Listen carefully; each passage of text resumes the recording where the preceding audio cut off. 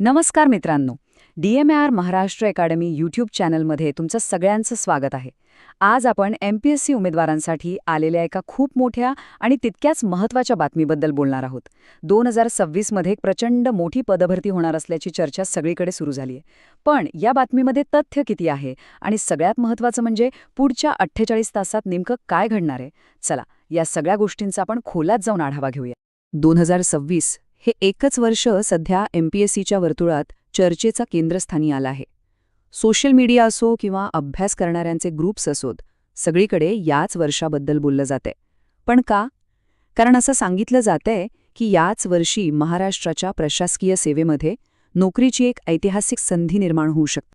आणि त्या चर्चेमागचं मुख्य कारण म्हणजे ही बातमी. जी माहिती समोर येतेय त्यानुसार 2026 मध्ये शासनाच्या जवळपास प्रत्येक विभागात मोठ्या प्रमाणावर पदभरती केली जाऊ शकते. म्हणजे हजारो पदांची ही शक्यता उमेदवारांसाठी एक सुवर्ण संधी ठरू शकते. विशेषतः निवडणुका तोंडावर असताना अशी बातमी येण्यामागे काही वेगळं टायमिंग साधलं जातंय का? चला, याचाच शोध घेऊया. आणि या प्रश्नाचं उत्तर ना, ते सध्याच्या राजकीय परिस्थितीमध्ये दडलेलं आहे. ही स्लाइड बघा.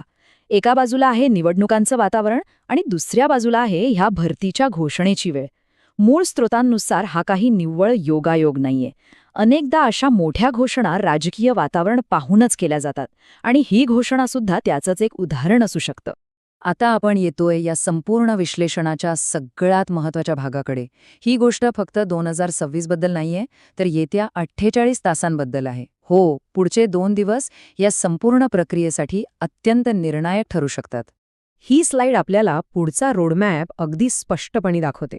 आज आपण सगळेच एका प्रतीक्षेत आहोत, फक्त चर्चांवर अवलंबून आहोत.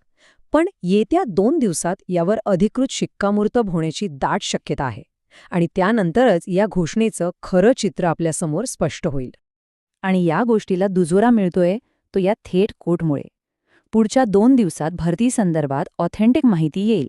ठीक आहे, तर ह्या सगळ्या चर्चेचा आणि माहितीचा नेमका अर्थ काय लावायचा? म्हणजे एक उमेदवार म्हणून आपण यातून कोणते मुख्य मुद्दे लक्षात ठेवायला हवेत? चला, तेच पाहूया. तर हे आहेत 3 सगळ्यात महत्त्वाचे मुद्दे. 1.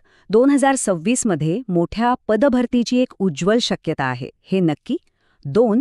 या घोषणेची वेळ आणि सध्याची निवडणुकीची परिस्थिती यांचा एकमेकांशी जवळचा संबंध आहे. आणि 3. सगळ्यात महत्त्वाचं, कोणत्याही अफवांवर लक्ष देऊ नका, कारण पुढच्या 2 दिवसात आपल्याला खरी आणि अधिकृत माहिती मिळणार आहे. आणि या सगळ्या माहितीच्या शेवटी एक प्रश्न उरतो, जो खरं तर सगळ्यात महत्त्वाचा आहे.